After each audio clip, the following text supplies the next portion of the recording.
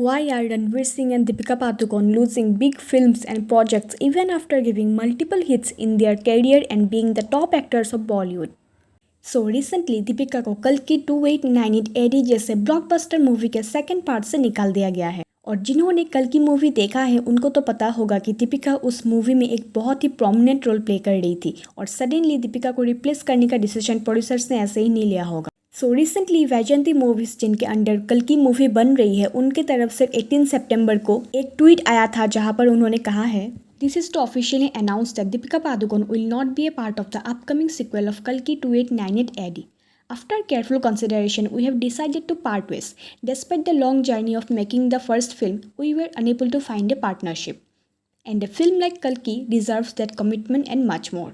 We wish her the best with her future works.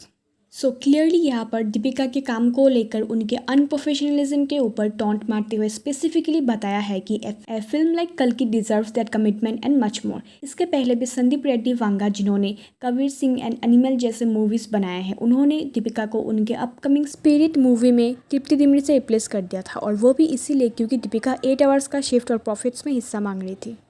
8 hours का shift तो फिर भी ठीक है क्योंकि हमें ये भी कंसिडर करना होगा कि दीपिका एक न्यूली मदर है and she can decide whatever work hour she want to give per day for a movie. At least ये डिमांड्स उन्होंने मूवी के शूटिंग स्टार्ट होने से पहले रख दिया था।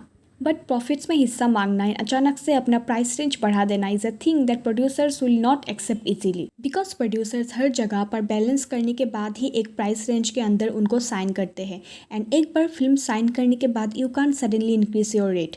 एंड एज एन एक्टर आप कभी भी प्रॉफिट में हिस्सा नहीं मांग सकते क्योंकि अगर वही फिल्म फ्लॉप हो जाती है या बॉक्स ऑफिस में नहीं चलती देन वो लॉस सिर्फ प्रोड्यूसर से बियर करते हैं ना कि एक्टर्स। ऐसे में तो एक्टर एक्ट्रेस को लॉस का भी हिस्सा बनना चाहिए। I mean, उनके काम के लिए जो अमाउंट साइन करते हैं उसको रिड्यूस कर देना चाहिए पर तब वो ऐसा नहीं करेंगे। वो लॉस बियर करने के लिए तो रेडी नहीं है पर प्रॉफिट में उनको हिस्सा चाहिए। ये किस टाइप का लॉजिक है?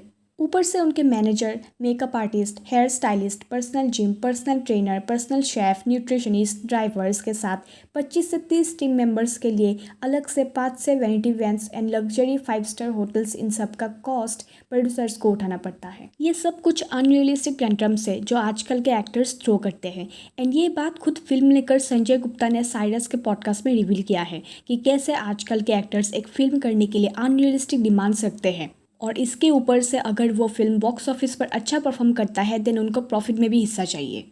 संजय गुप्ता ने इवन स्पेसिफिकली एक बॉलीवुड के मैरिड कपल के बारे में भी मेंशन किया है जिनको एक साथ मूवी करने के लिए 11 पर्सनल वैन्स चाहिए होता है। तो सभी कमेंट सेक्शन में गैस करने लग गए कि that couple must be Ranveer Singh and Deepika Padukone.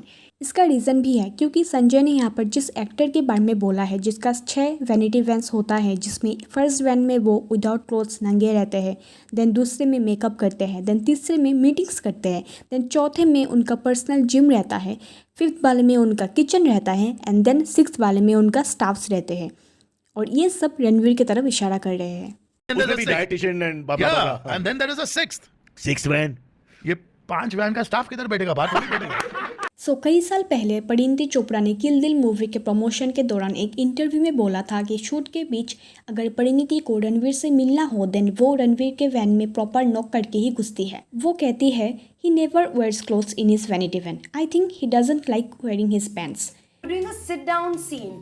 And in that also he took off his pants and sat. And then It's like a fetish of taking off your pants.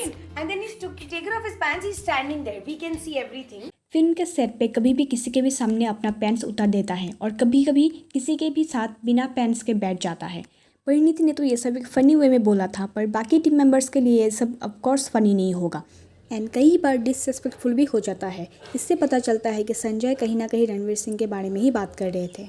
Sanjay ने उसी एक्टर के बारे में और एक बात रिवील किया है जहां पर वो बोल रहे हैं कि उसी एक्टर ने साउथ की एक फिल्म में साइन किया था जिसकी शूटिंग भी स्टार्ट हो गई थी पर तभी प्रोड्यूसर्स देखते हैं कि उस एक्टर के साथ रातों रात बॉम्बे से 6 वैन्स आ जाती है और उनको लगता है कि उन्होंने तो सिर्फ एक ही एक्टर को हायर किया है देन 6 वैन्स क्यों। एंड तभी उनको पता चलता है कि ये 6 वैन्स बस उस एक्टर के लिए ही है और इन सब का पूरा एक्सपेंसेस प्रोड्यूसर्स को ही उठाना पड़ेगा। So then they decided to cancel the shooting with that actor and restart their casting process for the movie. So अभी आप टाइमलाइन को चेक करेंगे तो पता चलेगा कि रणवीर का भी साउथ के डायरेक्टर प्रशांत वर्मा के साथ राक्षस नाम का एक मूवी आने वाला था। इसी डायरेक्टर ने हनुमान करके एक मूवी बनाया था जो कि बॉक्स ऑफिस पर सुपरहिट हुआ था।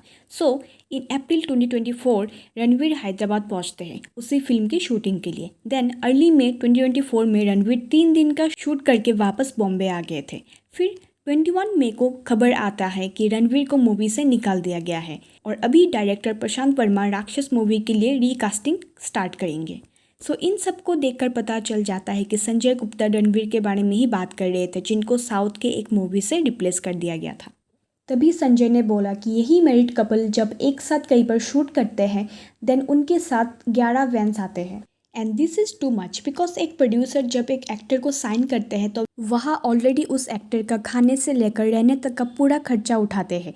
उनका 5 स्टार होटल्स में stay, luxurious makeup brands everything provide करते हैं। फिर भी एज अ टॉप एक्टर और एक्ट्रेस जब आप खुद का personal makeup artist, hair stylist, gym and chefs अपने साथ लेकर जाना चाहते हो देन उन सब का खर्चा एक प्रोड्यूसर क्यों उठाए।